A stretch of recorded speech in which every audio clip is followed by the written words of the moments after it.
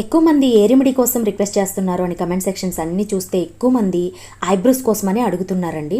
So ఎక్కువ మంది ఇలా బాధపడుతున్నారు కదా, మా అమ్మకేం వాడింది, మా అమ్మ నాకేం వాడింది, నేను నా పిల్లలకి ఏం వాడాను, ఇలా తెలియని వాళ్ళకి నేను ఏ రెమెడీస్ షేర్ చేస్తాను అనేది ఈ వీడియోలో అయితే మీతో చూపిస్తానండి. మనకి జుట్టు అనేది నల్లగా పెరుగుతుంది, చాలా దృఢంగా అయితే బాగా పెరుగుతాయండి. ఐబ్రోస్ అనేది దట్టంగా వచ్చేస్తుంది. ఒక నెల రోజులు వాడితే చాలండి. ఇదే వస అండి. ఇది షార్ట్ వీడియో కాబట్టి నేను ఫుల్ నీట్గా ఎక్స్ప్లెయిన్ చేయలేను.